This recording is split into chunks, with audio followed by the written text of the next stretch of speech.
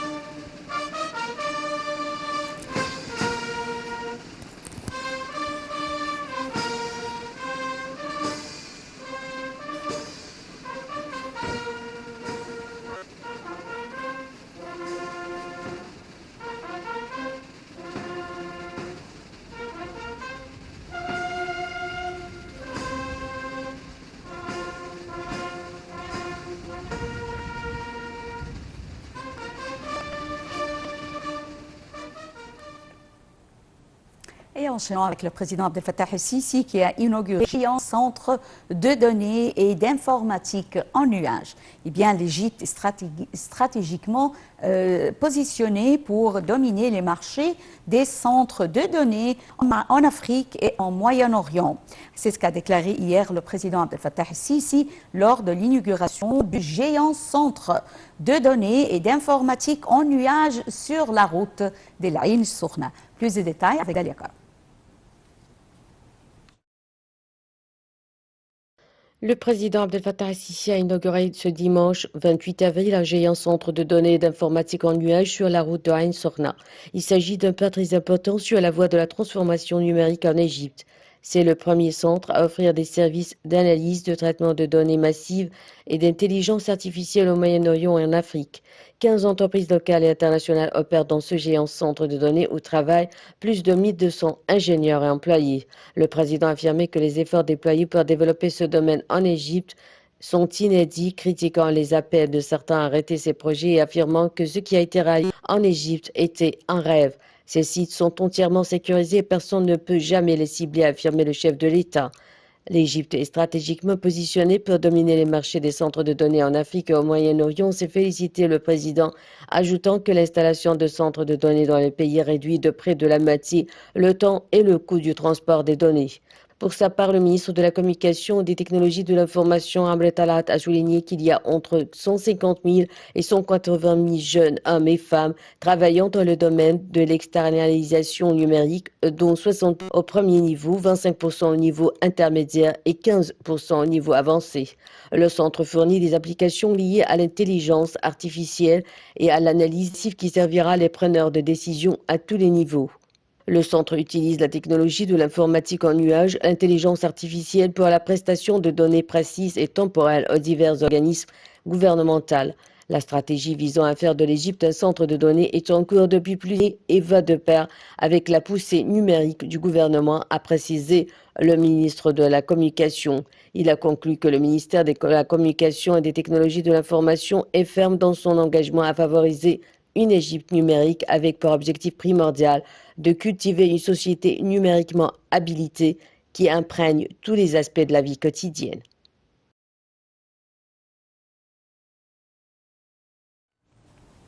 Le président Abdel Fattah el-Sisi a assisté hier à l'ouverture du centre gouvernemental de données et d'informatique en nuage dans la nouvelle capitale administrative. Ce type de centre est considéré comme un pas très important dans la transformation numérique du pays. C'est le premier centre à offrir des services d'analyse, de traitement de données massives et d'intelligence artificielle en Égypte et en Afrique du Nord. Et j'ai le plaisir d'avoir avec moi actuellement en ligne M. Wael Fouad Naguib, analyste politique, qui va nous jeter la lumière sur ce projet. Bonjour, M. Wael Fouad Naguib, bonjour. Bonjour, madame. Bonjour, bienvenue. Tout d'abord, quelle est l'importance de ce projet? C'est un projet qui nous place dans les premières places de la progression et de l'attraction des investissements. Aussi, nous avons le droit maintenant de dire que le plan structural est prêt pour recevoir la technologie internationale et être adapté chez nous et installé chez nous et devenir un centre très important pour l'industrie et pour l'exportation de nouveaux produits. Les nouveaux produits sont des programmes d'informatique, sont des applications comme l'Inde. L'Inde gagne beaucoup et énormément de la jeunesse qui travaille là-bas. Et il faut dire et souligner que, c'est une phrase dite par un professeur qui enseigne à l'Inde, que la majorité des personnes travaillant en Inde concernant l'informatique, la numérisation et tous ces programmes sont de base égyptienne. C'est-à-dire que l'Égypte a la possibilité de faire revenir sa jeunesse en Égypte et commencer à produire et attirer l'investissement, devenir un centre très important économiquement et en plus, cette économie et politique vont de pair. Donc, plus de poids pour l'Égypte. Monsieur Wael Fouad Naguib, alors l'Égypte avait débuté il y a plusieurs années de commencer à la transformation numérique de l'État. On a vu dans le domaine de la santé, dans le domaine de l'éducation, dans plusieurs domaines et bien sûr dans l'industrie et même pour, on peut dire, pour l'investissement avec un seul guichet et des choses pareilles. Veuillez nous jeter la lumière sur les efforts déployés par l'État pour arriver à ce point, on peut dire à ce point élevé de la transformation numérique qui a lieu actuellement en Égypte, on peut dire le seul pays africain qui a ce genre de transformation numérique. Quels sont les efforts qui ont été déployés par l'État? Au début de la liste des pays qui cherchent à devenir de plus en plus mieux et d'occuper les premières places. En fait, pour l'éducation, on a évité tout problème de tricherie concernant les papiers d'examen au bac égyptien, mais on a un petit défaut, c'est que les étudiants ont perdu la capacité de produire eux-mêmes des textes, c'est-à-dire ce n'est pas convenable à dans tous les domaines. Donc, on a eu, si on doit renouveler notre vision pour l'introduction de la technologie dans l'enseignement, parce que ça a tué des capacités chez l'apprenant. D'autre côté, pour le citoyen égyptien aujourd'hui est capable d'avoir ses papiers, le mariage, divorce, autres papiers, et là où il est à la maison sans aller nécessairement il y a aussi pour délivrer ses certificats et ses papiers officiels chez lui. Donc, on a essayé de calmer les rues, c'est-à-dire qu'il n'y aura pas d'embouteillage, il y a une réduction de l'essence, on a le service pour les citoyens. Et aussi, on a gagné le temps, on a coupé toute corruption des employés gouvernementaux concernant les personnes qui reçoivent les demandes des citoyens. Et voilà, vous êtes à un tour de rôle et je peux accélérer votre demande, je peux ralentir votre demande au plus tôt possible. D'autre côté, pour l'industrie, il y a toujours des programmes et des machines très à la mode qui augmentent l'acte produit et des articles produits.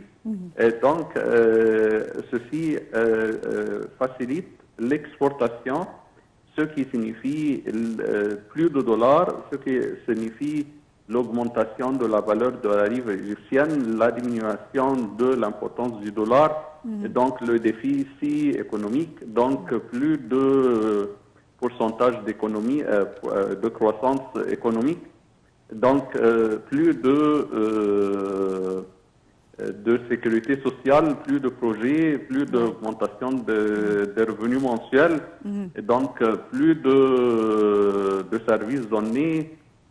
Donc, c'est l'économie. Donc, c'est le citoyen, encore une fois. Oui. Permettez-moi, mais je pense qu'avec le début de la présidence du président Abdel Fattah el-Sisi, il a essayé d'éliminer les opérations on peut dire, de corruption qui avaient eu lieu, comme vous l'avez mentionné, dans les institutions gouvernementales. Par exemple, en étant toujours poursuivi par la justice. Alors, oui. Ouais.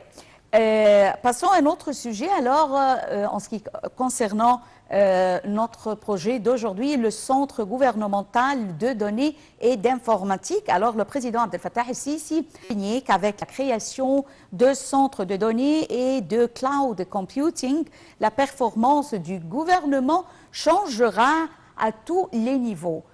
Commentez, veuillez nous expliquer. D'accord, mais j'ai oublié de vous parler du trésor des données concernant la santé du peuple égyptien. Et par suite, éliminer un certain nombre de maladies, comme le virus C et le problème des sanitaires concernant la santé à cause des faiblesses des foies et de la foie et des reins. Ajoutant que plus de possibilités à travailler et moins d'argent dépensé pour le traitement des personnages malades. Aussi, on a évité les problèmes sanitaires concernant l'autisme. On a un trésor pour éviter, soit pour les femmes comme le cancer, soit pour à cause du niveau des produits alimentaires utilisés par les femmes, à cause de la négligence ou bien l'examination pour éviter le fait même d'être atteint par certaines maladies. Donc, on a gardé la société, on a évité des problèmes de divorce, on a gardé la société bonne et la famille au centre. Oui. Donc, je tiens à vous remercier infiniment, Monsieur El Foued Naguib, pour ces explications. Et enchaînons avec les législatives et régionales au Togo. Alors, un peu plus de 4 millions d'électeurs togolais sont appelés aux urnes aujourd'hui pour des élections législatives et régionales. Reporté à plusieurs reprises, ce double scrutin se tient alors qu'une nouvelle constitution adoptée par les députés sortants le 19 avril fait passer d'un régime présidentiel à un régime parlementaire. Un commentaire de Dalia Karam. Des élections législatives se déroulent au Togo ce lundi sous haute tension depuis l'adoption d'une nouvelle constitution contestée par l'opposition. Ce scrutin se tient alors qu'une nouvelle constitution adoptée par les députés sortants le 19 avril fait passer le Togo d'un régime présidentiel à un parlementaire. Ce double scrutin se tient sous haute tension depuis l'adoption d'une nouvelle constitution contestée par l'opposition qui y voit un moyen de prolonger le règne du président. Selon la réforme adoptée le 19 avril à l'unanimité par les députés, le président sera désormais élu pour un mandat de 4 ans renouvelable une fois par les députés et non plus par le peuple. Le prochain scrutin au suffrage qui a été prévu en 2025 n'aura donc le pouvoir sera désormais entre les mains d'une sorte de super premier ministre qui sera obligatoirement le chef du parti majoritaire à l'Assemblée nationale. Le président du parti majoritaire actuellement à l'Assemblée, l'Union pour la République, n'est autre que Faure Gnassingbé, qui avait succédé à son père en 2005, lui près de 38 ans, aux manettes de l'État. L'opposition, qui avait boycotté les dernières législatives de 2018, s'est fortement mobilisée face à la grosse machine du parti au pouvoir.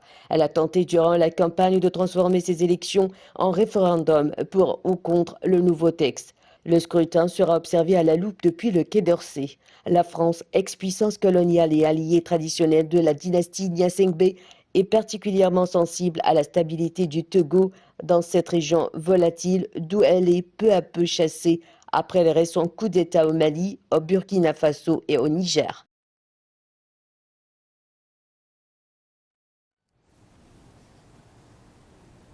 Changeons un peu du sujet avec une exposition sur la calligraphie et le Coran. Alors, un musée au Maroc a organisé une exposition pendant le mois béni de Ramadan pour retracer le parcours de l'écriture du Coran à travers les différentes étapes de l'histoire. Les détails dans ce commentaire signé Shamsenemi. Retracer le parcours de l'écriture du Coran à travers les différentes étapes de l'histoire, tel était le thème d'une exposition organisée par un musée au Maroc. L'événement a mis en lumière plusieurs objets et documents pour montrer l'évolution de l'écriture du livre Saint-Coran, la calligraphie à l'impression. Le musée a présenté une petite copie du Coran avec une longueur de 20 mm, une largeur de 17 mm et une hauteur de 12 mm. Cette copie est recouverte d'eau dorée et écrite avec de la gomme arabique. Cette copie de Coran ne peut être lue à l'œil nu, mais seulement au microscope. Par ailleurs, l'une des idées les plus importantes de cette exposition est une peinture astronomique sur peau de cerf qui montre le cœur du globe, qui est la Mecque. Parmi les autres objets présentés lors de l'exposition figurent des certificats de fin d'études inscrits sur des plaques de bois qui étaient autrefois remis aux étudiants qui mémorisaient l'intégralité du livre sacré du Coran. Si le Maroc a dédié de mettre à l'honneur, c'est parce qu'il y a une grave détérioration de l'art de la calligraphie. Il est peut-être en voie d'extinction, si bien que la plupart des calligraphes importants et ceux qui exercent encore cette profession souffrent en silence, sans recevoir de soutien, bien qu'ils pratiquent cet art ancien. Les raisons sont liées à la mondialisation, c'est ce qu'a déclaré le directeur régional du ministère de la Culture à Safi. Organisé par le Club marocain des manuscrits, des timbres et des monnaies, en collaboration avec la direction provinciale de la culture Safi, cet événement culturel vise à faire connaître et découvrir au public la richesse du patrimoine manuscrit et l'évolution historique de la calligraphie qui reflète des traditions ancestrales.